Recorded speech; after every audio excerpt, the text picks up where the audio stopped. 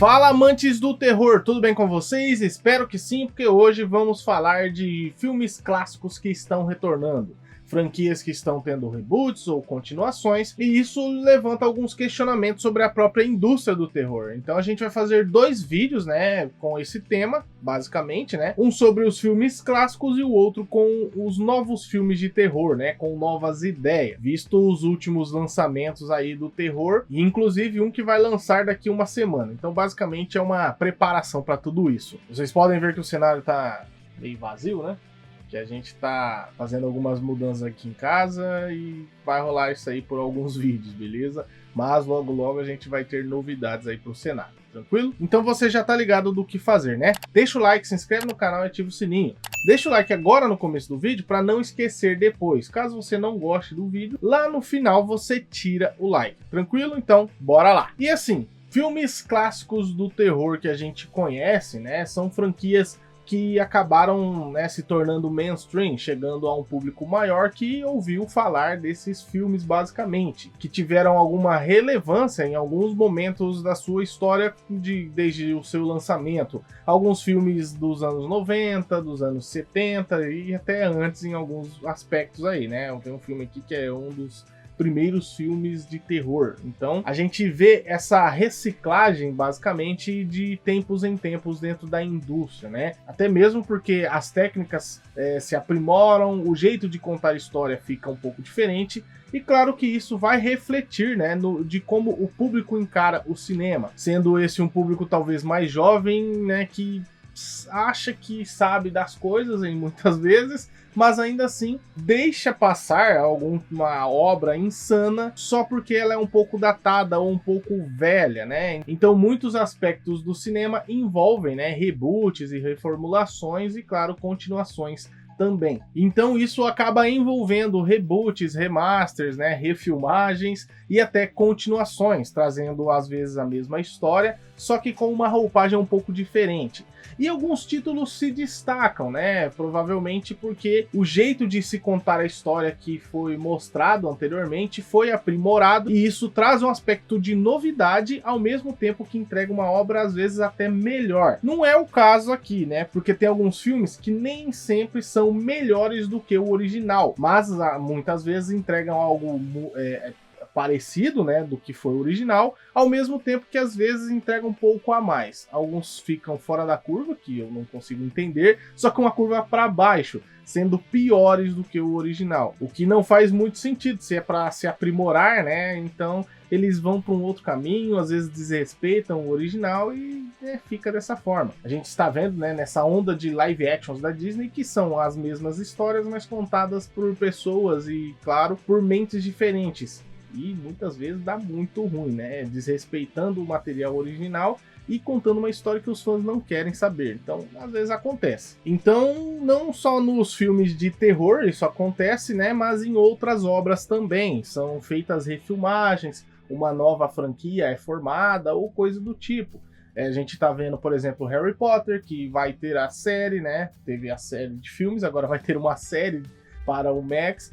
Tivemos, sei lá, Star Wars, que retornou com uma nova trilogia, né, seguindo, né, a história de Star Wars. Tivemos, sei lá, o Hobbit e várias outras franquias, né, que acabaram fazendo dessa forma. Mas a gente aplicou no terror porque geralmente é mais frequente, né, essa questão, porque tem muitas refilmagens aí, filmes mais antigos. Então a gente pode começar, por exemplo, dos últimos, sei lá, 7, 8 anos mais ou menos, que traz aí, por exemplo, o retorno da franquia Halloween. Isso mesmo, em 2018 vinha o primeiro filme Halloween, que seguiria, né, a história do primeiro filme lá dos anos 70, se não me engano é 78, e que 2018 então viria essa sequência ao primeiro filme, desconsiderando os Halloweens que vieram nos anos 80 e 90 e fazendo meio que um reboot / continuação do primeiro filme. Então ficou meio estranho ali, a galera, né, tipo, e os outros, né, meio que ele desconsiderou, e veio então a nova trilogia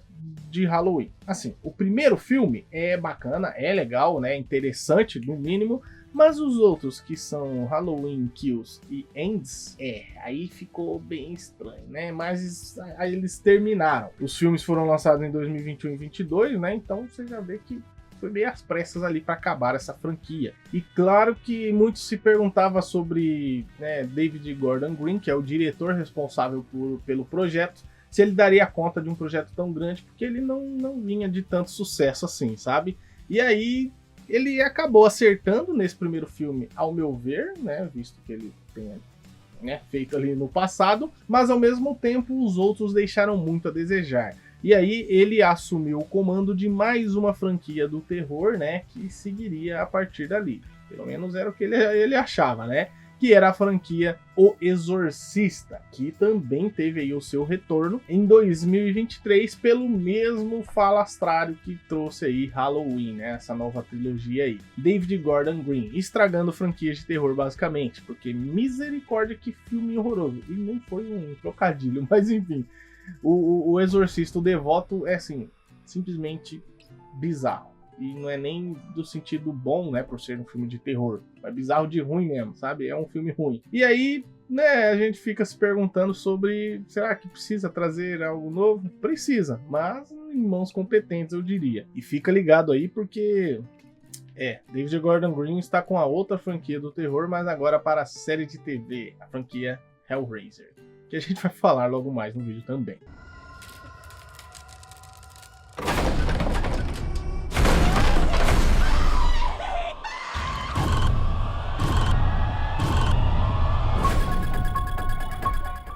Mas não é só do gênero terror focado em, né, te dar medo que vive basicamente, né, essa indústria. Porque, por exemplo, tivemos também a Convenção das Bruxas de 2020, que trouxe Anne Hathaway, né, um grande nome aí do mercado cinematográfico, que traria ali alguma, talvez, bilheteria para o filme. Mas, em questão de qualidade, deixou a desejar, né, visto que a gente gostava muito do primeiro filme. Pelo menos eu gostava, né. O primeiro filme dava realmente um certo, né, uma certa aflição às crianças da época, o que provavelmente era proposital, né, porque era mais para o público infantil. E aqui, né, a gente se viu meio, eu não sei, o Anne Hathaway, eu acho que você se meteu numa enrascada aí, porque não foi um filme tão bom assim, mas há quem goste, né? Eu não sei quem, mas deve ter por aí algum maluco que gosta dessa readaptação de A Convenção das Bruxas. E aí a gente volta talvez um pouco mais para trás, em 2017, onde tivemos um relançamento de um clássico do terror meio obscuro, que muita gente conhecia, mas ao mesmo tempo era meio lado B, sabe? Tipo, eu sei quem é, mas ao mesmo tempo eu não assisti. Então tinha muita gente ali que ficava nesse em cima do muro aí, por ter medo, né, dessa criatura, ao mesmo tempo que por ser aí uma adaptação de Stephen King. E claro, estou falando dele, o palhaço Pennywise, que teve ali, né, o seu nome bem imponente nos anos 80, mais ou menos, com o lançamento do livro, né, pelo Stephen King, que já era um grande escritor do terror. E claro, com a adaptação do livro, né, para a série de TV, que depois virou filme, ou era filme, virou série, uma parada assim, nos anos 90. Então, It acabou caindo na boca da galera ali, por ser um palhaço, né, que, claro, dava medo em muita gente. Muita gente mesmo tem medo de palhaço, beleza? Eu esqueci o nome, né, do medo, mas tem muita gente que realmente tem aí pavor de palhaço. Então, pegando esse tema, Stephen King realmente fez uma ótima, né, escrita ali, desenvolvendo aí um personagem que não era nem mesmo do nosso mundo. Então, algo bem específico, mas que agradou muita gente, principalmente porque, né, Stephen King traz esse horror um pouco mais, como eu posso dizer, elaborado, talvez, né, um pouco mais descrito. Então isso acaba incomodando mais o leitor. E claro, com a adaptação ficou bem interessante. Mas em 2017, então, eles resolveram fazer uma nova adaptação, agora em formato de filme, chamado It, a Coisa, que traria, né, o palhaço Pennywise com uma reformulação, tanto em design, né, que provavelmente é o grande chamariz do filme, tanto com um ator de peso, né, Bill Skarsgård, e também um diretor que se fez competente dentro da obra. Fora que também tivemos aí, né, em 2019, a sequência, que na minha opinião acaba sendo um pouco inferior em alguns momentos, né, em comparação ao primeiro filme de 2017, mas ao mesmo tempo é bem interessante. Eu acho que ele só, né, cai um pouquinho só um pouquinho, mas dá uma caidinha ali no segundo filme, que é It Capítulo 2. Fora que também vamos ter mais uma adaptação de It, mas agora em formato de série, que vai acompanhar aí a cidade de Darrow quando It acaba chegando, né? O palhaço Pennywise, né? O ser cósmico, né? Acaba chegando na cidade. Então a adaptação tá vindo aí, acho que chega ano que vem, né? Que eles adiaram para 2026. Então espera-se coisas interessantes, no mínimo, né? Dessa série prequel, né? Que vai contar a história antes dos acontecimentos de It. E esse filme talvez foi o pontapé, né? Para toda uma cacetada de filmes que revitalizaram franquias do terror, porque depois veio Doutor Sono em 2019, que também, né, é uma continuação de O Iluminado. Então a gente vê todos esses aspectos sendo implementados em outras franquias, inclusive trazendo o ator que era criança quando, né, foi lançado o primeiro filme. Tivemos um reboot do O Homem Invisível em 2020 com uma leve adaptação na questão do próprio Homem Invisível, né? Que nesse caso aqui é voltado mais para tecnologia, né? Então é uma outra perspectiva e se torna insano, né? Visto os dias de hoje, então eles aplicaram isso muito bem. Depois tivemos também em 2021 o Mistério de Candyman, né? Ou Candyman, uma parada assim, que traz também, né, essa revitalização de uma franquia que tem 3 filmes, se eu não me engano, nos anos 70, 80.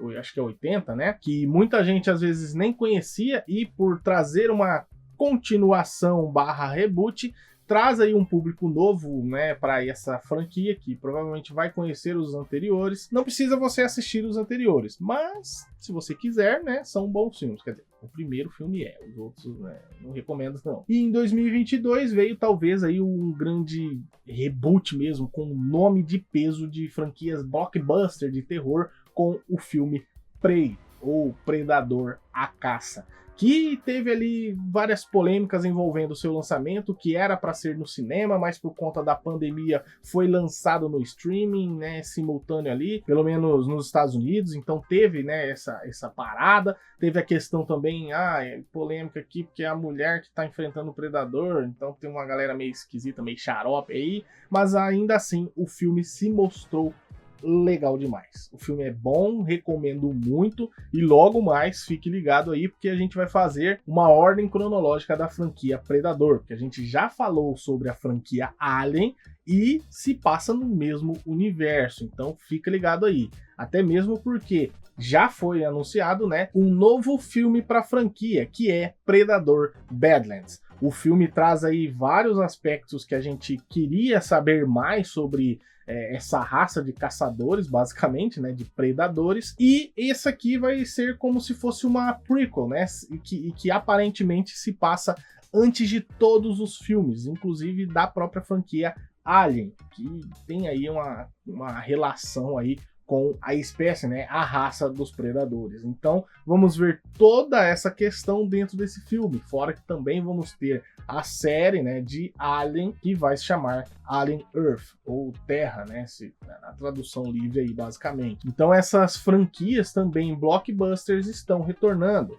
E tivemos também, né, aquelas franquias que, assim, tem uma cacetada de filmes, que é, por exemplo, Hellraiser, que veio em 2022 com uma nova roupagem, uma nova perspectiva, algumas coisas aí para, claro, né, adaptar ali do original, mas ainda assim se mostrou insano. É bem divertido o filme, quer dizer, é um filme de terror, claro, né? Que traz aí um holofote um pouco diferente, porque os primeiros Hellraiser, né, que eu me lembro, era um pouco meio B, sabe? Tipo um cinema de terror B, que muita gente não conhecia, mas essa era uma franquia que tinha um certo potencial para crescimento. Por isso teve aí, acho que 6 filmes, sei lá, uma cacetada. Eu acho que só o primeiro e o segundo ali que valem a pena, os outros você pode ignorar completamente e ir direto pro de 2022, que é o que eu estou falando, né? Fora que também, como eu mencionei anteriormente, vamos ter a série, né, de Hellraiser, só que vai ser feito, né, pelo cara lá que fez, né, as cagadas. Mas vamos torcer aí para que ele acerte a mão nessa série, que a franquia Hellraiser pode ser muito bem explorada. Ela também me lembrava, né, esses tipos de filme igual aquele O Cubo, né, que tem uns negócios aí meio misterioso, né, só que é franquia B de terror aí que muita gente não conhece, mas Hellraiser eu recomendo. E para nós, pelo que você tá rezando? Hellraiser, renascido do inferno. E para nós, pelo que você tá rezando? Hellraiser, renascido do inferno. E também tivemos em questão aí, por exemplo, de maldições ou profecias, né, muitos filmes voltando por conta de certos lançamentos, como Annabelle, né, a própria franquia Sobrenatural, que traz essas perspectivas um pouco diferentes e novas, né, a gente pode colocar assim, porque são filmes de terror dos anos 2010 ali mais ou menos, dali pra frente, né, no caso. E abriu espaço para franquias retornando, como o caso de A Primeira Profecia, que é uma prequel de um filme lá dos anos 70, 60, uma parada assim, eu não lembro, porque esse aqui é realmente bem velhão aí. E esse filme, A Primeira Profecia, é uma prequel daquele original, então, sabe, é uma relação um pouco diferente do que eu já mencionei, porque ele traz uma outra parada, né, contando uma história antes. Então também fica aqui uma recomendação de um filme que aproveitou, né, essa onda de filmes novos sobre maldição, trazendo aí uma nova perspectiva. E claro, Michael Keaton não poderia ficar de fora com Os Fantasmas Ainda Se Divertem, ou Beetlejuice, que trouxe aí, claro, uma sequência ao filme que muita gente gosta, né, lá dos anos 80, que é o Beetlejuice, Os Fantasmas Se Divertem, mas eu acho que esse segundo ficou um pouco abaixo do primeiro, porque ele tenta inserir muitos elementos e muitos personagens, mas não consegue trabalhar todos eles,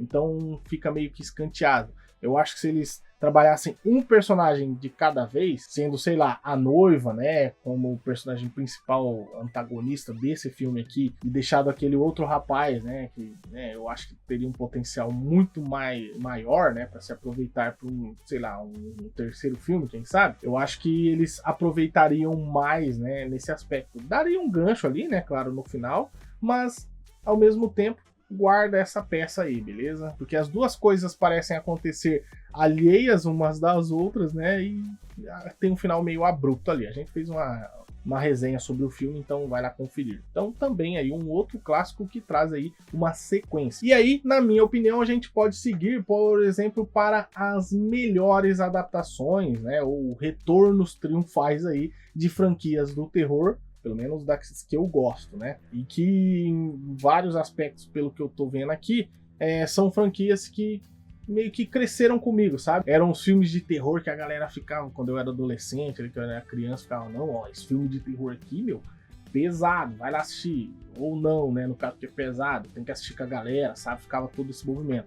Inclusive, eu acho que a gente vai fazer um vídeo de terror, eu até comecei o roteiro, sobre filmes de adolescente, né, da minha época. Que eu acho que vale a pena a gente fazer um vídeo sobre isso. Mas enfim, a gente pode começar aqui com o filme Pânico, que traz aí o 5 e o 6, lançado em 2022 e 2023, que vai ter agora, né, o 7º filme a ser lançado. A gente não sabe ainda como vai ser esse filme, porque as atrizes do 5 e do 6 acabaram saindo do projeto. Então, sei lá, tá meio nebuloso. Mas, visto que eles fizeram no 5 e no 6, eu acho que eles vão conseguir entregar algo interessante. Porque eles foram para uma outra vibe.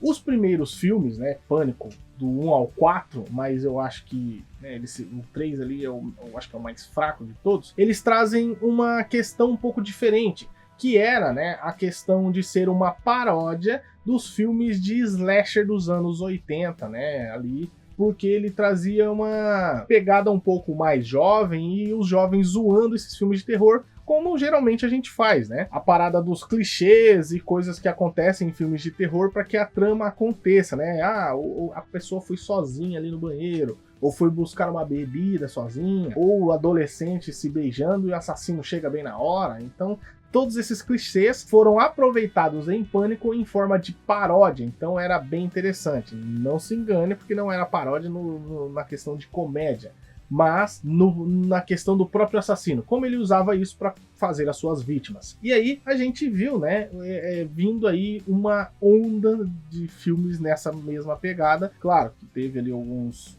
bons e ruins, mas ao mesmo tempo o Pânico foi uma franquia que ascendeu usando isso. Já no 5 e no 6, eles colocam uma pegada um pouco diferente, porque eles trazem uma coisa um pouco mais séria, inclusive, né, algo um pouco mais humano, eu diria, não tanto focado do roteiro ajudar o assassino, mas o assassino ser mais competente, né, ser uma pessoa que realmente está disposta a matar essas pessoas só por conta das suas ideologias ou por conta da sua história, enfim.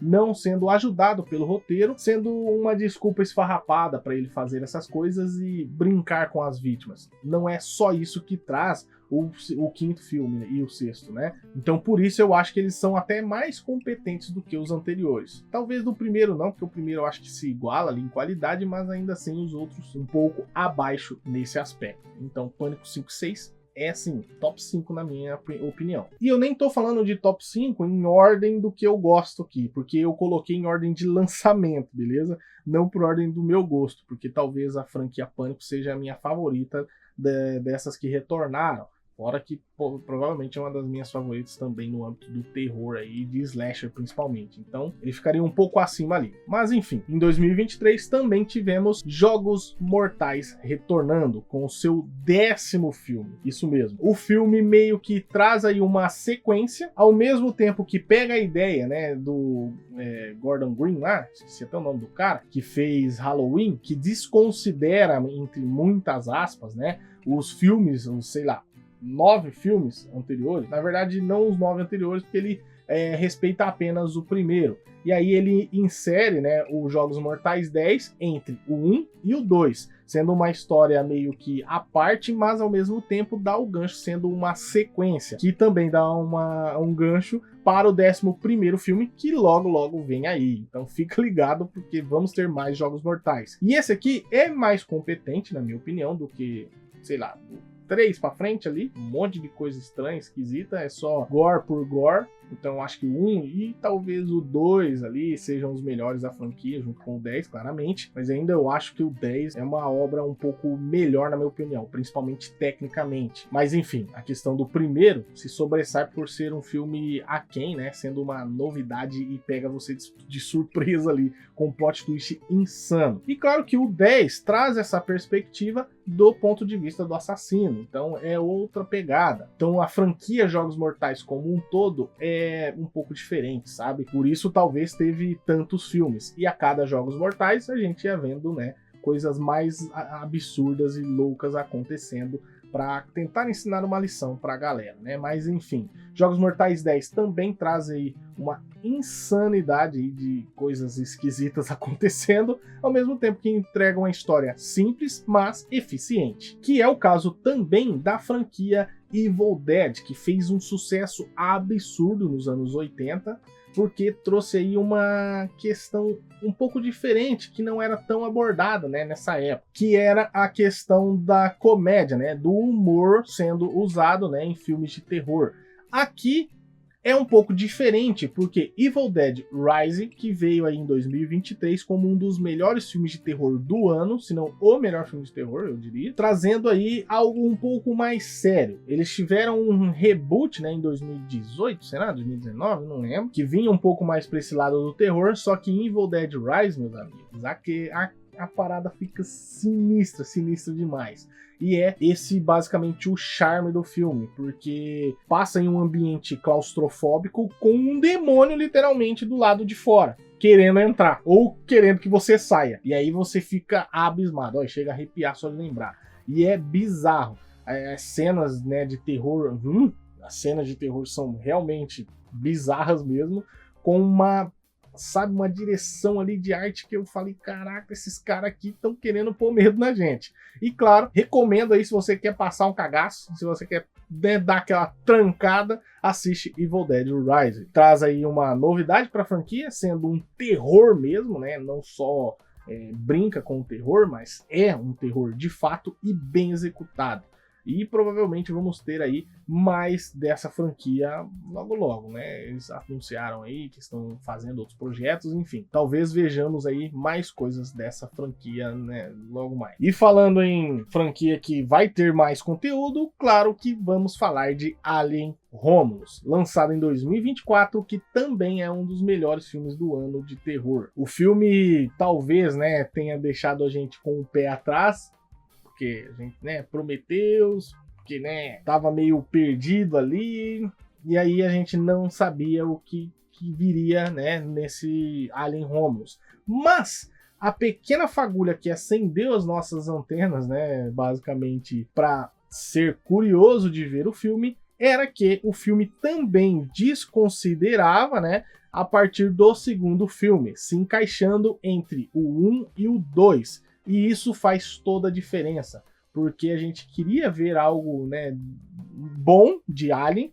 porque o 3 e o 4, meus amigos... Olha, eu fiz aqui o vídeo de ordem cronológica da franquia Alien, então vai lá conferir, porque, meu, 3 e 4 é difícil, ai, como é difícil. Mas enfim, Alien Romulus acaba entregando aí mais do que a gente esperava. E claro, mesmo tendo aí uma criatura bizonhenta, né, dentro da sua narrativa. O filme acaba se passando em uma nave, né, chamada Romulus, que traz esse ambiente de Alien que a gente queria, né, manter do primeiro filme, que era um filme mais voltado para o terror realmente. Ele é de ficção científica, ao mesmo tempo que é um terror ali, sendo, né, o oitavo passageiro, o bicho mais perigoso, né, que eles poderiam encontrar naquela nave. E claro que também se perguntava sobre a questão da própria protagonista, porque aqui no caso não tem apenas um protagonista específico, porque é esse grupo de jovens merdeiros aí que são os protagonistas. Então, Alien Romulus acaba abraçando essa questão aí mais nova, né, da narrativa,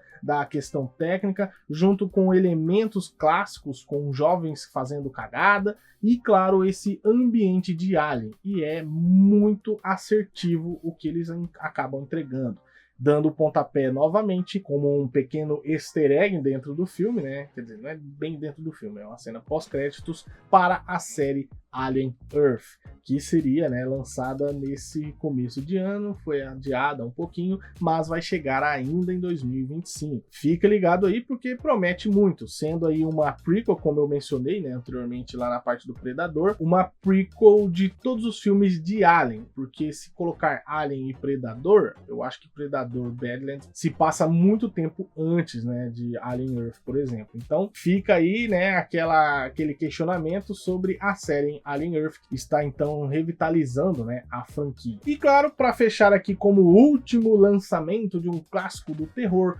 Nosferatu de 2025, que se fez aí presente e bem executado. Saiu aqui no Brasil um pouco atrasado, né, porque lá fora saiu no dezembro. Eu acho que foi dezembro, né? Chegou aqui do Brasil só em fevereiro, se eu não me engano, é mais ou menos isso. Mas ainda assim levou muita gente, né, para dentro do cinema, para, né, assistir essa nova adaptação de Nosferatu, que foi o primeiro, se eu não me engano, filme de vampiro do cinema. Talvez tenha um outro antes, se eu não me engano, mas enfim, tava ali primeiro ou segundo, né, que foi Nosferatu, porque eles nem tinham os direitos de usar o nome Drácula, porque a história é a história de Drácula, só que o nome do vampiro aqui é Nosferatu. É basicamente isso, né? E aí eles trouxeram esse primeiro filme, depois outra produtora, né, fez ali a franquia Drácula, e tivemos Drácula de Bram Stoker, por exemplo, que é, assim, o melhor filme de vampiro aí ever. Então ele tá ali nas cabeças. E agora eu acho que Nosferatu chega ali encostando, né, na minha opinião, com o próprio Drácula de Bram Stoker. Porque os caras lá também fizeram uma obra insana, né, de Bram Stoker. Mas enfim, o próprio Nosferatu teve um outro remake e muita gente se perguntava sobre uma nova adaptação de Nosferatu, que, né, já tava precisando. E claro, Bill Skarsgård interpreta aqui o vampirão e, cara, entrega demais. Ele realmente está muito bem no papel. O filme é uma pegada um pouco diferente, mais cadenciada, mas que você fica sempre ali apreensivo, né? Porque pode, né, tá por aí, né? O Nosferatu tá rodeando. Então, o filme é bem competente e, claro, um dos melhores aí dessa leva, né, de revitalizações do terror. E bom, eu citei aqui vários outros, né, que estão por vir aí, como sequências desses que eu mencionei, mas ainda temos outros lançamentos que estão confirmados, inclusive para este ano, que no caso é o terceiro filme da franquia 28, que no caso aqui é 28 anos depois, né? O primeiro é 28 dias, o segundo 28 semanas e agora 28 anos depois. É uma franquia de zumbi, né? E que, sei lá, né? Depois que eu vi o trailer, não sei se vai dar bom não, mas, né? Vamos ver. Tem que esperar para lançar. Um que está batendo a porta aí é Premonição 6. Isso mesmo, 5 filmes aí já foram lançados, inclusive o 5º filme, que é o mais recente, tem ali algumas coisas interessantes, né? Mas ainda assim, sei lá, a questão do 3D que eles queriam, né, colocar dentro do filme, sabe, né? Você sabe, né? Mas enfim, o 6º filme vai trazer também essa perspectiva um pouco mais de história grandiosa, porque vai tentar amarrar aí a franquia de alguma forma, trazendo uma personagem que acabou sobrevivendo, ao mesmo tempo que é alheio aos outros filmes. Então vamos ver aí essa parada, porque, né, vai se passar aí muito tempo depois dos acontecimentos da própria história, então vai ter ali um salto temporal dentro do filme, que parece interessante. Vamos ter também os 2 filmes aí, Frankenstein e A Noiva, que um complementa o outro, mas eu não sei ao certo se vai ser do mesmo diretor. Mas vai ter os 2 filmes esse ano. Inclusive, Frankenstein eu acho que é o mais promissor aqui, né? Mas enfim. Tivemos também o Lobisomem, que já foi lançado, mas,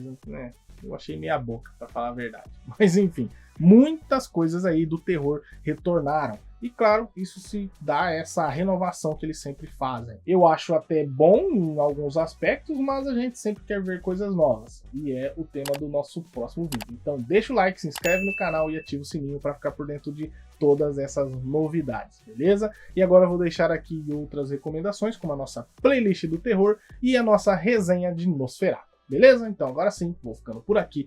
Um abraço e fui!